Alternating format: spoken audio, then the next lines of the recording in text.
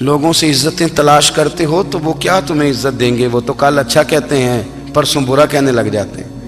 لوگوں کے سامنے گڈ بک میں آنا چاہو گے تو وہ تو سویرے تمہارے بارے میں کچھ کہیں گے، شام کچھ اور کہیں گے۔ اپنی روحانی زندگی آباد کریں، اپنے مسلح کو وقت دیں، اور دنیا سے چھپ کر، اس موبائل کو بند کر کے، اور اپنے آپ سے بھی چھپ کے اور تنہا ہو کے، چھپا کے سارا کچھ اپنے آنسو اپنے رب کی بارگاہ میں پیش کریں، اس کے حضور حاضری دیں۔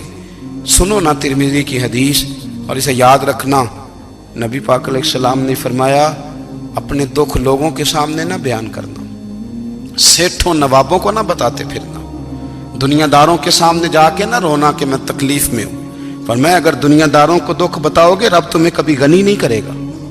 اور لوگ ہیں کہ الٹا مذاق اڑائیں گے آپ کی، جس سے بڑی پکی یاری ہے نا، پکی، وہ تب تک پکی ہے جب تک آپ نے 50,000 مانگا نہیں، اور جس وقت آپ نے کہہ دیا کہ میں مجبور ہوں میری مدد کر، تو پھر ختم ہو گئی دوستی۔ لوگوں کے تعلقات آپ کے ساتھ تب تک ہیں جب تک آپ ان سے کوئی ضرورت وابستہ نہیں کرتے۔ کریم محبوب فرمانے لگے بندوں کے سامنے دکھ نہ بیان کرنا، اللہ تجھے کبھی غنی نہیں کرے گا۔ تو اپنے دکھ اپنے رب کو بتا، تو دعائیں مانگ، تو اس کی بارگاہ میں حاضر ہو، تو اس کے حضور عرض کر۔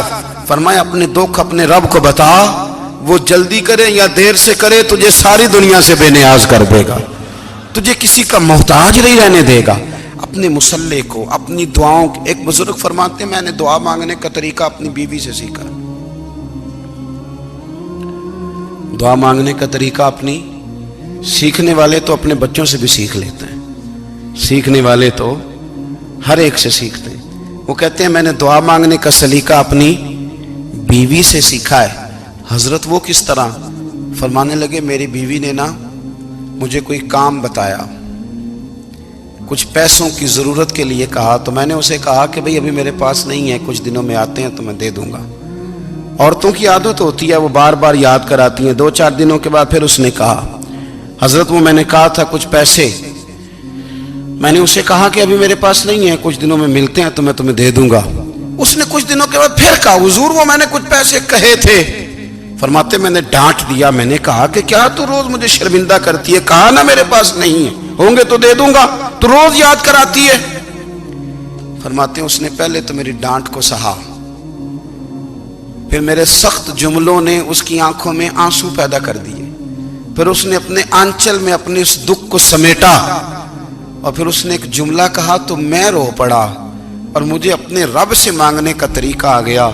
مجھے کہنے لگی حضرت جی آپ نے ڈانٹ دیا، میں نے سہ لیا، پر آپ ہی میرے شوہر ہیں، بتائیں نا آپ سے نہ کہوں تو میں کس سے جا کے کہوں۔ فرماتے ہیں میں رو پڑا، اور میں کھل کے رویا، اور میں تڑپ کے رویا، اور پھر میری سسکیاں بند گئیں۔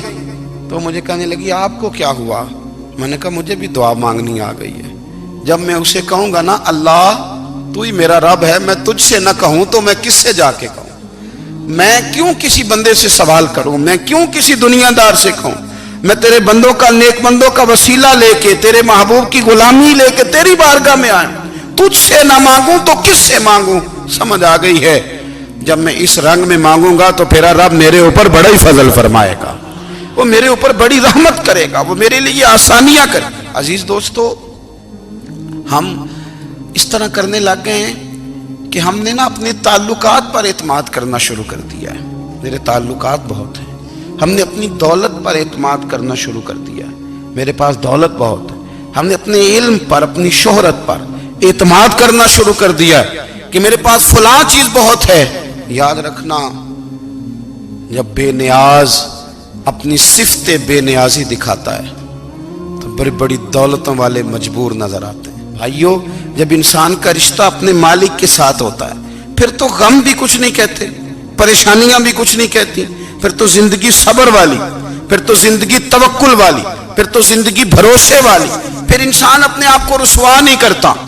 دنیا داروں سے امیدیں اس کی ختم ہو جاتی، امیدیں اللہ رسول سے لگا لیتا ہے، مضبوط ہو جاتا ہے، مضبوط، طاقتور ہو جاتا ہے، خوددار ہو جاتا ہے، باوقار باعزت ہو جاتا ہے۔ حضرت بہلول دانا رحمت اللہ علیہ بیٹھے تھے تو ہارون رشید حج کر کے آ رہا تھا،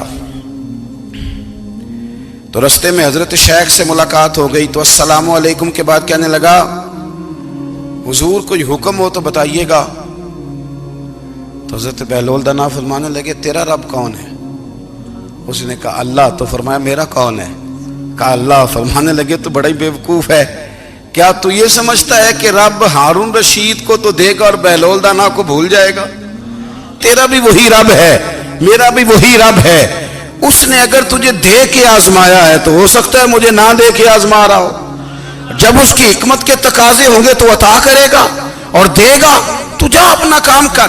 بھائی اپنی روحانی زندگی، اپنی عبادات، اپنے وظائف، اپنے روزمرہ کے معاملات، اپنی دعائیں، اپنا استغفار.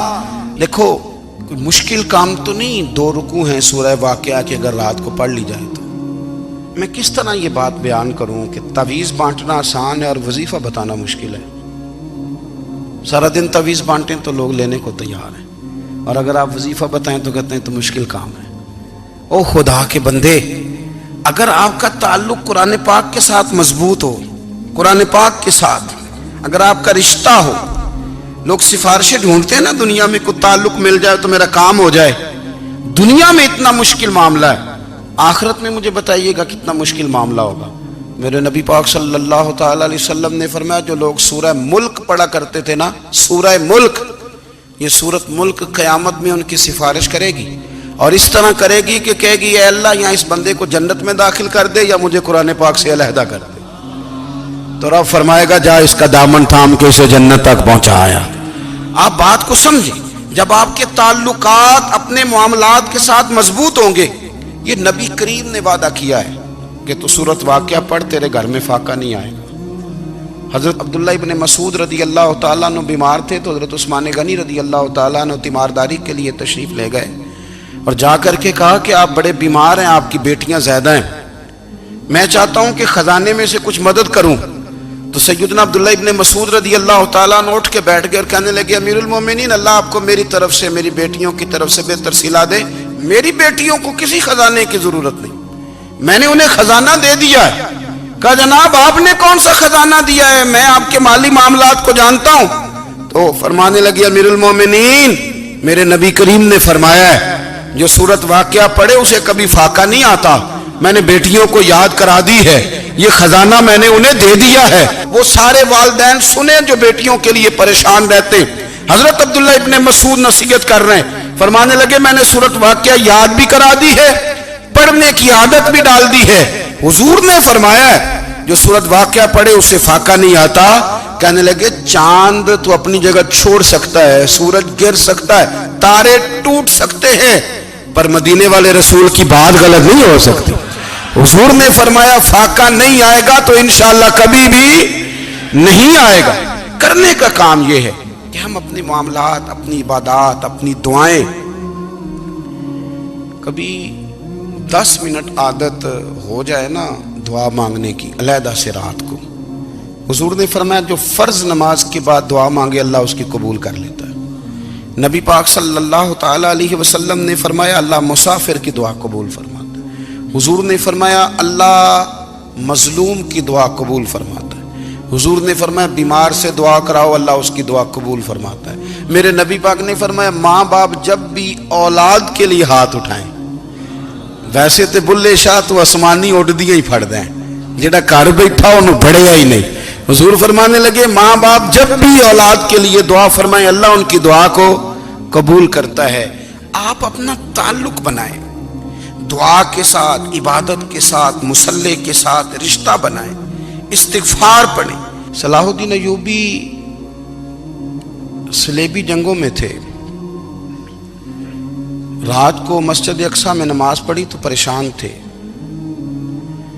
ایک بزرگ سے ملاقات ہوئی تو وہ کہنے لگے کہ آپ بڑے پریشان ہیں. کہنے لگے حضور پریشان اس لیے ہوں کہ پہلے ہی مسلمان کمزور ہے، اب میں نے سنا ہے دشمن کا ایک بحری بیڑا وہ جنگی سامان سے بھرا ہوا آ رہا ہے، تو اب ان کے پاس اور تلواریں اور نیزے آ جائیں گے، مسلمانوں کے پاس پہلے ہی وسائل کی کمی ہے، پریشان ہوں کس طرح کر کے مقابلہ کریں گے. یہ بات کہتے ہی صلاح الدین ایوبی نے بزرگوں سے کہا حضور آپ بھی دعا کرنا، دعا کی بڑی طاقت ہے. میرے نبی پاک نے فرمایا دعا مومن کا ہتھیار ہے، دعا مومن کا، دعا مومن کا۔ حضور نے فرمایا تقدیر کو سوائے دعا کے کوئی چیز نہیں بدل سکتی، دعا مومن کا ہتھیار ہے، یہ کافر کے پاس کوئی نہیں، یہ ہتھیار ہے مومن کا۔ اللہ کرے آپ کو سمجھ آئے، پھر سنیں، کئی بار کہہ چکا ہوں یہ ہتھیار ہے۔ کافر کے مقابلے میں جو تیرے پاس سب سے بڑا ہتھیار ہے وہ دعا ہے۔ دعائیں کرانی چھوڑ دی، کرنی چھوڑ دی، لینی چھوڑ دی۔ حضرت سیدنا انس بن مالک رضی اللہ تعالیٰ عنہ فرمایا کرتے تھے، میں نے وہ رنگ دیکھا ہے جب حضور دعا مانگتے تھے اور حضور کی مقدس آنکھوں میں آنسو بھی ساتھ ہی بہا کرتے تھے، میں نے وہ انداز دیکھا ہے۔ تو صلاح الدین ایوبی بزرگ سے کہنے لگے آپ بھی دعا کیجیے، اور خود رونے لگے اور سر سجدے میں رکھ کے رونے لگے، اور عشاء سے لے کر فجر تک روئے، خوب روئے۔ صبح وہ بزرگ آئے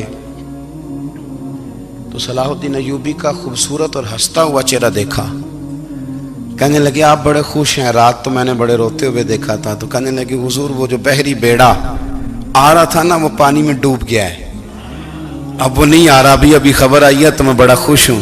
بزرگ کہنے لگے اٹھ سینے سے لگ اور سن ایک بات، وہ بحری بیڑا پانی میں نہیں ڈوبا، وہ تیرے آنسوؤں میں ڈوب گیا ہے۔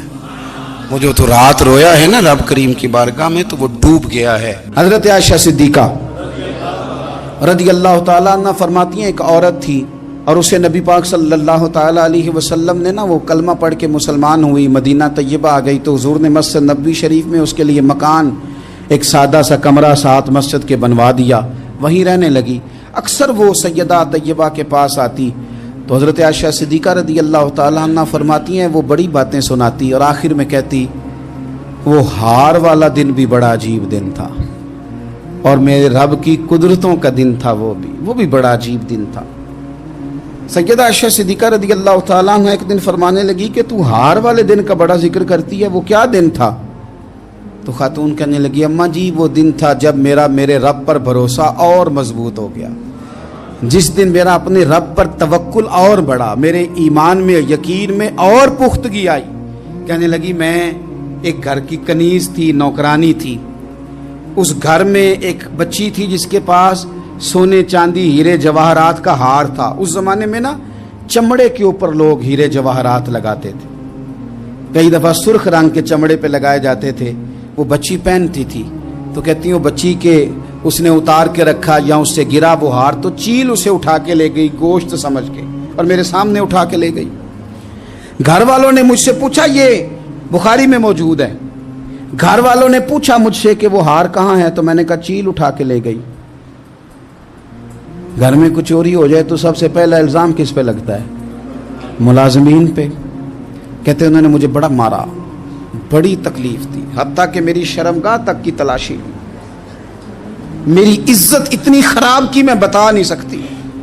میں نے اپنی زندگی میں ایک واقعہ دیکھا، ایک امیر گھر میں چوری ہو گئی، ملازم کو اتنا مارا کہ وہ چارپائی پہ پڑ گیا، پولیس والوں سے اتنی مار پڑوائی گئی کہ وہ بیچارہ چارپائی پہ پڑ گیا، اور پھر وہ اتنا بیمار ہوا اور کچھ دنوں کے بعد پتہ چل گیا کہ چور تو اپنا بیٹا ہے ان کا، پھر اس کا انتقال ہو گیا۔ اب وہ سیٹھ صاحب اور گھر والے آ کے نا مرنے والے کے کان میں معافیاں مانگ رہے ہیں، کان میں۔ تو میں نے ان سے پھر کہا تھا کہ یہ تو اب چلا گیا ہے، تمہارا زور چلتا تھا نا تو تم نے قانون خریدا اور تم نے اسے جتنا ہو سکا تم نے اسے مار پڑوائی، تمہارے پاس جو عدالتیں تھیں تم نے وہاں کارروائی کی، اب ایک عدالت قیامت کے دن لگے گی۔ یہ کمزور تھا نا، کچھ کر نہیں سکا۔ میرے نبی پاک صلی اللہ علیہ وسلم نے فرمایا سن لو، اگر سینگ والی بکری نے بغیر سینگ والی بکری کو تکلیف دی ہوگی نا تو قیامت کے دن اسے بھی بدلہ دینا پڑے گا کہ تیرے پاس سینگ تھے اور تو نے اسے مارا تھا۔ وہ خاتون عرض کرتی ہے سیدہ عائشہ کی خدمت میں کہ مجھے بڑا مارا، مجھے تکلیف دی، میں کہہ رہی تھی کہ میرے سامنے چیل لے گئی ہے پر وہ نہیں مان رہے تھے، اماں جی انہوں نے مجھے بڑا مارا۔ حضرت عائشہ صدیقہ کہتی ہیں پھر کیا ہوا؟ کہنے لگی اماں جی جب کوئی میرا مددگار نہ رہا، مجھے تکلیف دے رہے تھے، رسوا کر رہے تھے، تو میں نے اپنے رب سے مدد چاہی، میرے رب کی طرف میں نے توجہ کی، میں نے کہا مالک اب تو ہی میرا مددگار ہے، कहती है वो मुझे मार रहे थे तो वो चील जो हार ले गई थी वही लेके वापस आ गई, और हमारे सरों के करीब ला के उसने जब उस हार को फेंका, वो मुझे छोड़ के साइड पे हुए, वो मेरी बेगुनाही जान गए। लेकिन आपको बताऊं, उस दिन से मेरा अपने रब पर यकीन और बढ़ गया। मुझे समझ आ गई कि जब इंसान पूरा टूट जाता है और जब कोई चारों जानिब उसका मददगार नहीं होता, तो रब तो होता है ना, अल्लाह तो उसका मददगार होता है ना, वो तो फिर अपने उस बंदे की मदद करता है ना, फिर वो तो तवानाई देता है ना, वो तन्हा नहीं छोड़ता, वो तो आंसुओं वालों के आंसुओं पे बड़ा करम फरमाता है, वो तो कसम पुरसी में आ जाता है, उसकी रहमत बढ़ के इस्तकबाल कर लेती।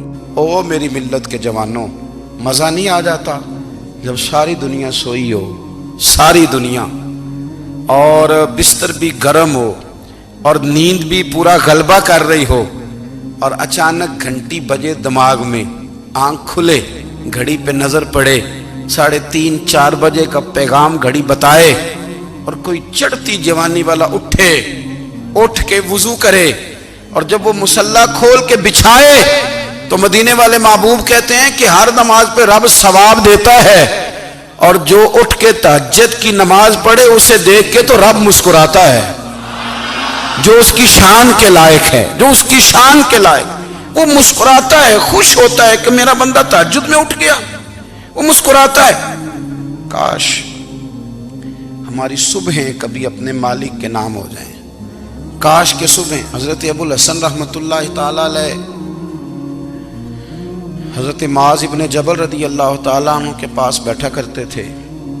फरमाते हैं उनसे जो प्यार बढ़ा तो फिर मेरा मुसल्ले से भी बढ़ गया। ताबीएं फरमाते हैं सहाबी रसूल से मोहब्बत हुई तो जिक्र से भी हो गई, फिर दुरूद शरीफ से भी हो गई, मोहब्बत उनसे बढ़ी तो फिर अल्लाह ने मस्जिद का प्यार भी बढ़ा दिया। आप फरमाते हैं कि मेरी हर वक्त तबीयत चाहती थी कि बस अल्लाह अल्लाह करूं, बस अल्लाह अल्लाह करूं, बस ना मैं जरा थोड़ी जान छुड़ाऊं लोगों से, कुछ 10 मिनट मिले तो मैं कुछ 4 नफल पढ़ लूं, मैं थोड़ा सा ना बचूं लोगों से, और मुझे तस्बीह मिले तो मैं ना कुछ 400-500 दफा इस्तिगफार पढ़ूं, सुभान अल्लाह, अल्हम्दुलिल्लाह, अल्लाहु अकबर, ला हौला वला कुव्वता इल्ला बिल्लाह, मैं ना तस्बीहात पढ़ूं।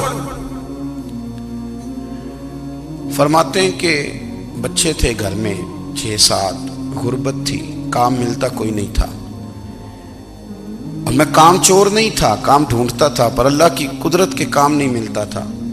फरमाते हैं कि मैंने एक दिन अपनी अहलिया से कहा कि आज मैं फिर जाता हूँ काम ढूंढने, तो मेरी बीवी बड़ी फर्मा बरदार थी, पर उस दिन ना गुर्बत के हाथों तंग आके कहने लगी, आज नाना कोई तू चीज़ लेके आया, तो मुझसे बच्चों की भूख नहीं देखी जाती है, सब रोगां दा रोग मुहम्मद जिसदा नाम गरीबी, कंड बुला के लंघ जाते नहीं दोस्त यार करीबी, आज ना कुछ लेके आया तो मैं बच्चे लेके मेके चली जाऊंगी। शेख फरमाते हैं कि मैं बड़ा परेशान घर से निकला, पर मैंने सुबह से लेके जोर तक काम ढूंढा, काम मिला कोई नहीं, तो मेरे दिल में ख्याल आया चलो काम नहीं मिलता तो अल्लाह अल्लाह तो करे ना, चलो बंदों की मजदूरी नहीं मिलती तो रब करीम की इबादत ही करते हैं। फरमाते हैं कि मैंने ना फुरात के पानी से वुजू किया, नहर के, शदीद धूप थी, साथ रेत थी और रेत तप रही थी, मैंने अपना रुमाल वहीं मुसल्ला के तौर पर बिछा लिया, और फरमाते हैं कि जोर से लेकर असर तक नमाज पढ़ी, धूप भी पूरे जोर पे, पर मेरे सजदे का ज़ौक़ भी पूरे जोर पे। फरमाते हैं सूरज भी चमक रहा है और रब की इबादत का ज़ौक़ भी पूरे जोर पे, मैं सजदा करूं तो फिर मेरा उठाने को जी ना चाहे। मेरे उस्ताद लिखा करते थे, ये उनका शेर है, वो कहा करते थे मुझे सोज दे, मुझे साज दे, और मुझे नीम शब का न्याज दे, दमे सजदा खुद को मैं तोड़ दूं, मुझे ऐसा ज़ौक़ नमाज दे। और मैं तेरी बहार का फूल हूं, मैं खिला भी हूं तो तेरे लिए, मुझे मेरी शाख से तोड़ ले, मुझे अपनी जुल्फ का नाज दे।